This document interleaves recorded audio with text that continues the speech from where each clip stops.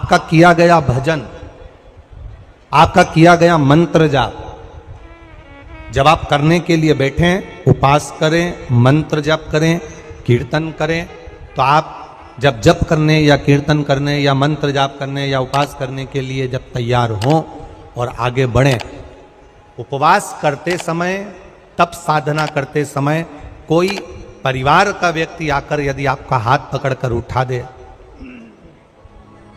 या आपको अपशब्द कहे, तो यह श्रेष्ठता नहीं हो। आप करो पशुपति व्रत,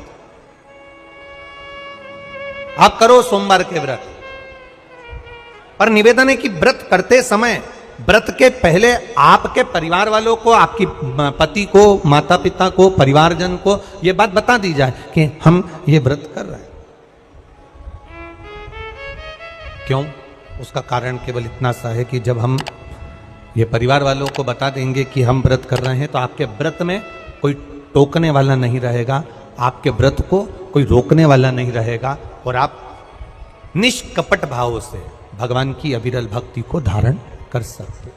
निष्कपट भाव से भगवान के भजन को धारण कर सकते। इतना सुंदर वर्णन किया गया है महामृत्युंजय मंत्र का।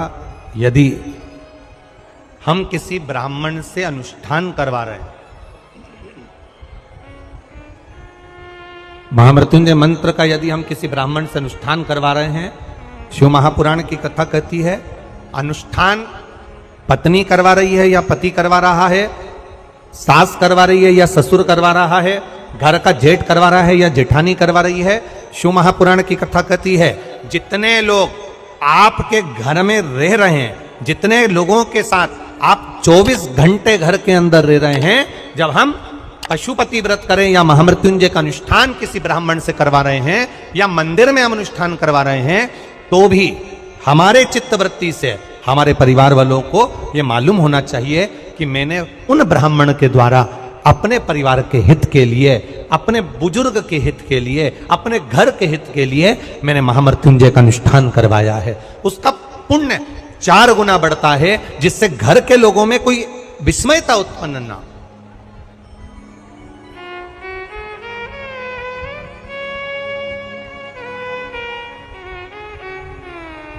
हमारे भीतर कोई विस्मयता उत्पन्न ना हो, हमारे मन के भीतर कोई भेदभाव उत्पन्न ना हो।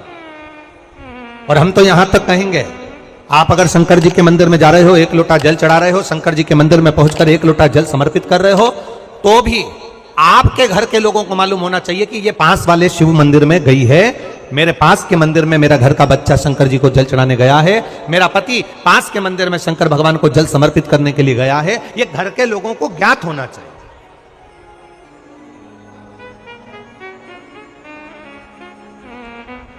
घर के लोगों को यह मालूम होना चाहिए कि ये पास के मंदिर में मेरी धर्म पत्नी गई है, पास के मंदिर में मेरे माता पिता गए, पास के मंदिर में मेरे परिवार के लोग गए। ये आपकी चित्तवृत्ति में और परिवार की चित्तवृत्ति में ये बात रहना चाहिए, छुपा कर नहीं जाना।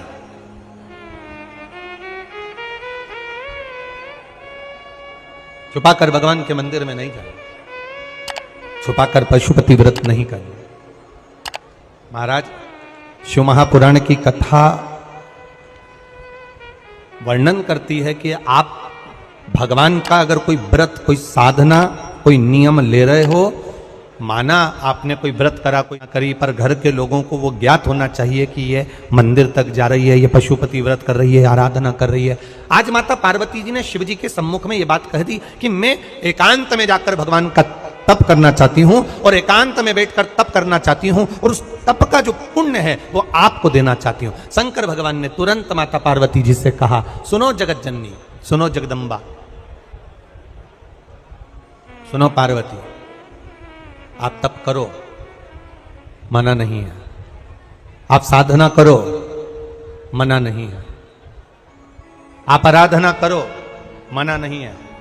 और आप सोचो कि आपकी करी गई तप साधना का पुण्य आप मुझे दे दो, तो भगवान तुरंत कहते हैं, पार्वती जी मुझे आपके तप साधना का पुण्य नहीं चाहिए, आप अपना पुण्य अपने पास में रखो, हमें आपका पुण्य नहीं चाहिए। अभी तक जितनी शिव महापुराण की कथा हुई, उस कथा में आज तक ये बात नहीं निकली जो आज आप लोगों के बीच में इस भोपाल नरेला विधानसभा में जो कथा चल रही है, इसमें ये कहना चाह रहे हैं। बड़ा ध्यान लगाकर सुनना। आप अगर 5 महीने तक, 6 महीने तक, 3 महीने तक, 2 महीने तक, 15 दिन, 20 दिन, 1 महीना, 1 साल, 2 साल, 8 साल, 4 साल अगर आपने शंकर भगवान को जल चढ़ाया है, तो शिव महापुराण की कथा यहां तक कहती है कि आपके घर में अगर कोई व्यक्ति बहुत दयनीय स्थिति में पड़ा हुआ है, हॉस्पिटल में पड़ा हुआ है, कोई तकलीफ में पड़ा हुआ है, कोई कष्ट में पड़ा हुआ है,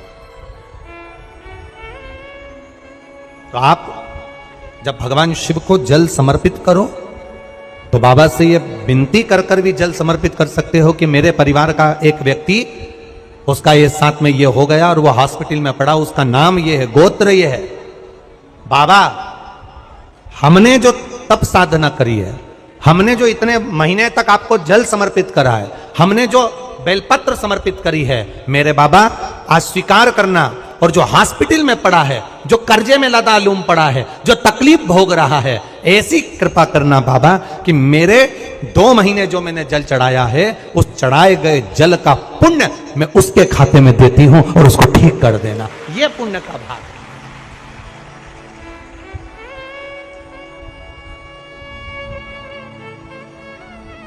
ये पुण्य का भाग है। आप अपना पुण्य भी किसी जीव के कल्याण हेतु दे सकते हैं। अब किसी ने एक बार ये कथा सुनी और कथा सुनकर कहा, महाराज जी आप कहते हो कि शंकर जी पे चढ़े हुए जल का पुण्य भी हम किसी को दे सकते हैं क्या? शंकर जी को चढ़े हुए जल का पुण्य क्या किसी को दिया जा सकता है? क्यों नहीं दे सकते? क्यों प्रदान नहीं कर सकते?